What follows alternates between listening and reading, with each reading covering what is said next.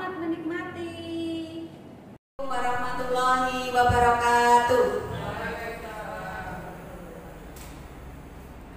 Bapak Ibu, mungkin dari tadi pagi ya kita sudah merasa lelah dan letih ya. Mari kita rileks sejenak, oke?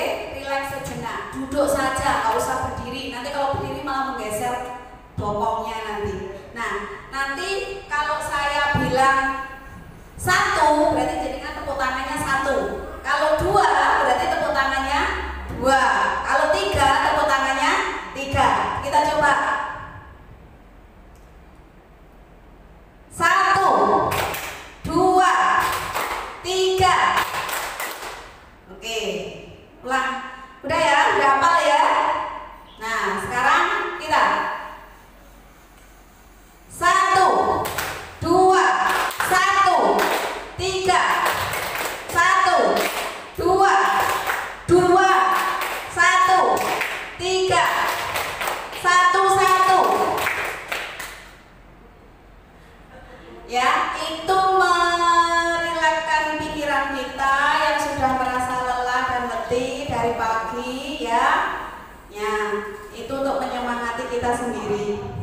Pak, Bu, saya nggak menyampaikan materi di sini ya. Karena dari tadi sudah Pak Anton, sudah Bu Ayu, wis lengkap materinya ya. Materinya mulai dari paradigma belajar, habis itu apalagi tadi keyakinan kelas, kontrol posisi, restitusi ya. Wis apal ya. Saya di sini hanya mengajak membahas diskusi tentang suatu kasus bahwa bagaimana pembelajaran di kelas lebih baik. Nah, ini ada kasus ya, kita diskusikan di sini ya. Jadi saya nggak akan mengulangi materi-materi yang ada.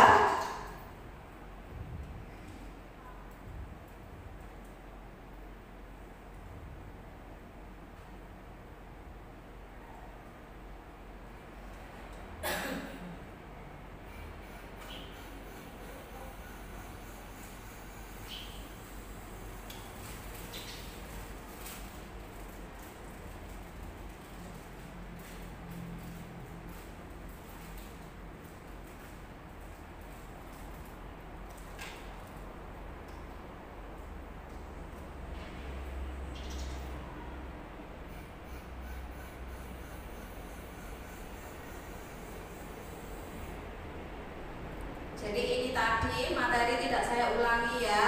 Ada 5 kebutuhan dasar, ada posisi kontrol, dan restitusi segitiga. Nah, nanti saya beri contoh bagaimana menerapkan restitusi segitiga itu di kelas ya. Mungkin ada sebuah video, semoga kita bisa menerapkan kalau pembelajaran. Nah, ini ada kasus bagaimana menurut panjenengan sebagai pendidik supaya permasalahan ini tuntas.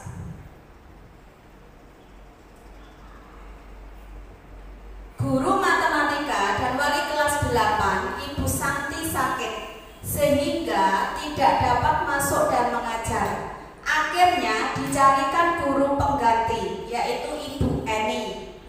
Ibu Eni baru 2 tahun menjadi guru SMP. Beberapa murid perempuan, yaitu Vivi dan Natali, mengetahui hal ini dan mulai menggunakan kesempatan dan bersikap seenaknya, tertawa dan tidak mengindahkan kehadiran Ibu Eni. Ibu Eni mencoba menyapa Vivi dan Natali dengan ramah sambil mengingatkan mereka untuk tetap fokus pada pengerjaan tugas. Ayolah, tugasnya dikerjakan. Nanti ibu ditegur bapak kepala sekolah kalau kalian tidak kerjakan tugas. Tolong bantu ibu ya. Namun Vivi dan Natali malah jadi tertawa. Ah, ibu santai saja, Bu. Mereka tetap tidak mengerjakan tugas dan malah mengobrol. Kita pernah nggak sebagai pendidik selama sampai sekarang ini, dari awal sampai sekarang ini, menemukan murid yang seperti ini? Pernah ya, sering ya malahan ya. Ini kelihatannya Vivi dan Natali ini sepertinya belum bisa move on dari guru sebelumnya ya, sehingga digantikan oleh Ibu Eni masih manjat. Nah, menurut panjenengan sebagai Ibu Eni, bagaimanakah proses pembelajaran ini bisa menyenangkan tidak hanya untuk Vivi dan Natali, tapi untuk satu kelas? Kita bedah dulu kasus ini. Ini permasalahannya apa menurut panjenengan dari Vivi dan Natali ini? Pak Sugiman sepertinya sudah melirik-lirik saya, bisa dijabarkan menurut panjenengan Vivi dan Natali ini sebenarnya punya, kalau jenengan analisis bagaimana Pak? Ya, Vivi ini mempunyai suatu apa ya, nge-fight dengan guru yang sebelumnya. Dia belum bisa move on dari guru yang sebelumnya. Makanya ini sebagai guru, Bu Eni ini harus bisa istilahnya memberi suatu arahan, atau mungkin karena guru yang sebelumnya itu adalah ditugaskan di lain. Maka dari itu ya mau tidak mau Bu Eni ini harus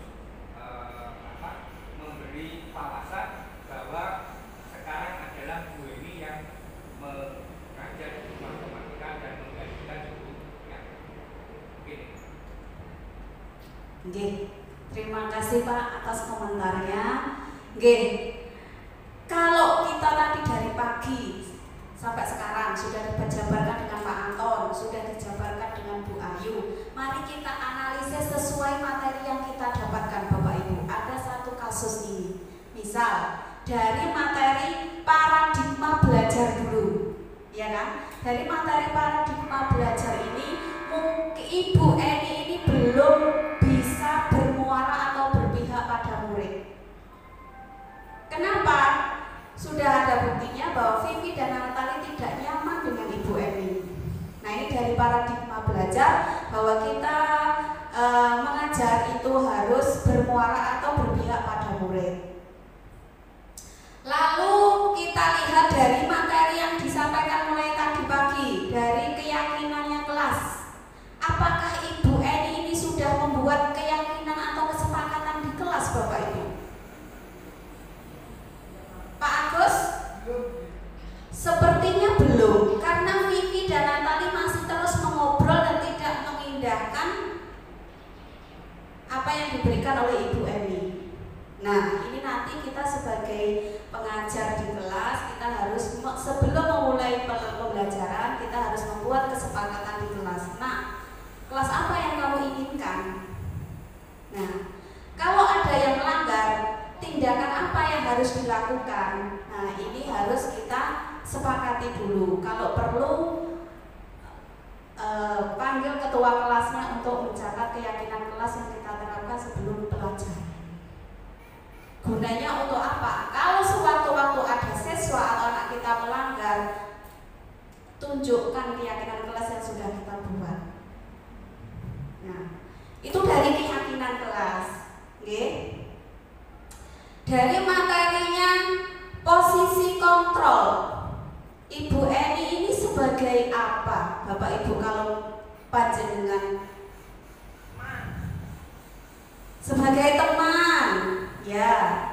Apakah Ibu Eni ini sudah sebagai manajer? Belum, ya. Jadi manajer itu adalah orang yang memimpin pembelajaran di kelas. Jadi belum bisa mengendalikan kelas. Ya. Nah, sekarang untuk kontrol posisinya kita terapkan ke Vivi dan Natali ini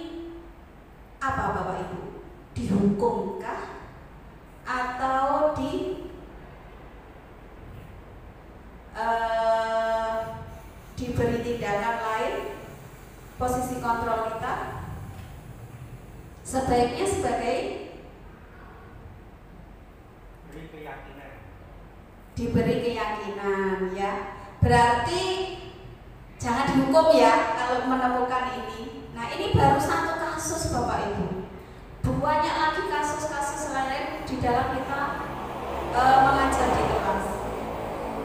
Nah, marilah kita sebagai pendidik kita menerapkan paradigma belajar, keyakinan kelas harus kita buat. Itu pelajaran yang saya dapatkan selama menjadi pelatihan guru penggerak, nggih. Nah, itu saya juga baru tahu dari itu. Nah, kita harus menjadi posisi kontrol yang baik sebagai guru, setidaknya kita sebagai manajer. Bolehlah sekali-kali sebagai teman, karena kalau di SMK nggak mungkin kalau siswa ini kita ajak serius gitu ya, ilmu itu nggak akan masuk di kepalanya mereka. Tapi kalau pembelajaran itu menyenangkan, kita usahakan sebagai teman, posisi kontrol kita tidak menghukum, kita manajer pada saat pembelajaran saja. Insya Allah pemikiran filosofi pendidikan Ki Hajar Dewantoro ini mungkin muncul kembali di era merdeka belajar. Nah, itu budaya sikap-sikap ini kalau kita terapkan di dalam diri kita, ini akan menumbuhkan karakter yang bagus. Karakter yang bagus akan menciptakan disiplin positif, yaitu Bapak Ibu, disiplin positif itu yaitu keyakinan kelas yang bagus, paradigma belajarnya juga dirubah, tidak monoton ceramah, lalu punya kontrol posisi yang baik kita dengan siswa, dan kita harus bisa menyelesaikan masalah dengan segitiga restitusi. Oke, gitu.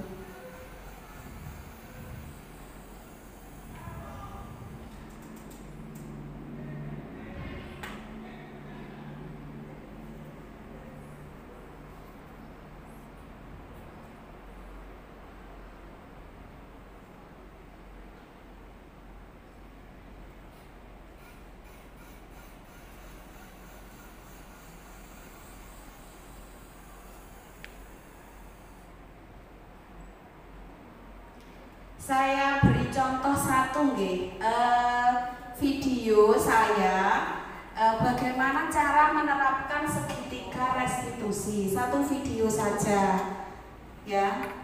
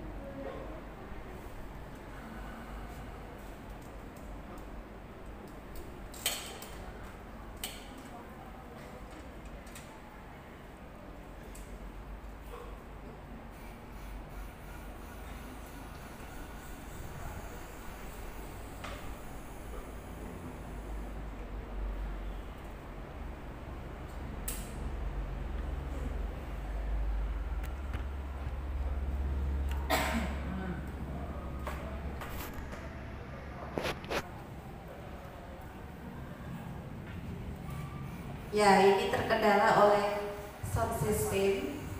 Nah, ini video saya dalam penerapan restitusi segitiga. Nanti Bapak Ibu juga bisa menerapkan segitiga restitusi ini apabila menemukan permasalahan di kelas, yaitu dengan cara kita memanggil siswa yang mengalami masalah di kelas itu secara pribadi. Jangan di luar pembelajaran.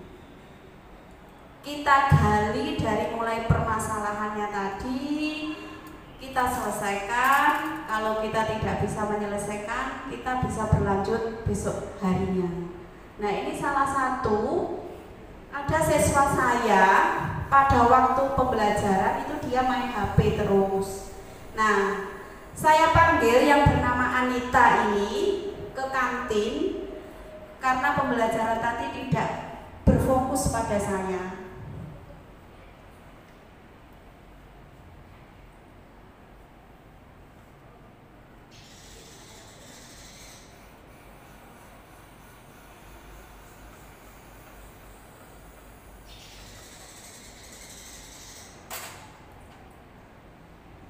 Saya mulai menggali dengan menstabilkan identitas. Itu saya menanyakan, kenapa tadi di kelas itu bermain HP terus, tidak mengerjakan praktek akuntansi perusahaan jasa.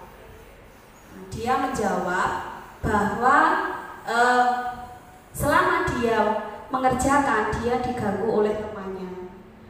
Nah, lalu saya menggali apakah dia bersalah, karena sudah membuat keyakinan kelas, yaitu selama pembelajaran kita tidak boleh main HP. Nah, dia akhirnya mengakui dan ingat bahwa keyakinan kelas yang sudah dibuat itu tidak boleh dilanggar. Lalu apa yang harus diambil tindakan oleh Anita? Ini yang saya harapkan, dia minta maaf segera kepada saya dan tidak mengulangi lagi. Itu. Jadi keyakinan kelas ini harus kita tunjukkan kalau ada permasalahan siswa di kelas. Ini salah satu contoh kecil saja bagaimana kita menerapkan restitusi segitiga. Masih banyak permasalahan-permasalahan besar lainnya yang ada di SMKN 2 Jiwa ini, karena siswanya lebih dari 2000. Jadi permasalahan seperti ini mungkin bisa kita atasi sendiri dengan segitiga restitusi tadi, memanggil siswa secara pribadi. Nah, itu. Nah, ini ada juga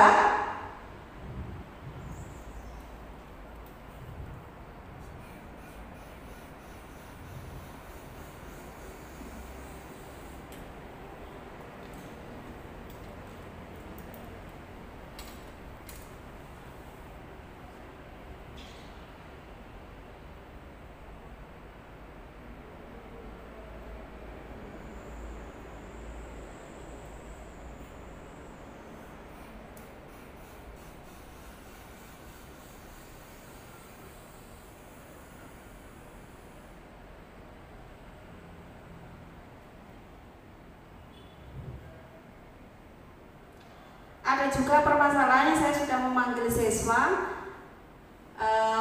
dia waktu mengerjakan praktikum itu merobek LJK-nya siswa temannya, sudah saya panggil. Nah, nanti bisa saya putar setelah ini. Oke.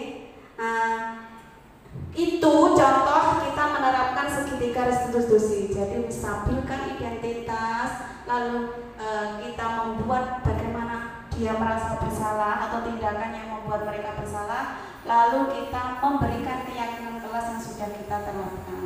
Itu. Semoga apa yang saya sampaikan ada manfaatnya, materi-materi dari budaya positif dan disiplin positif ini.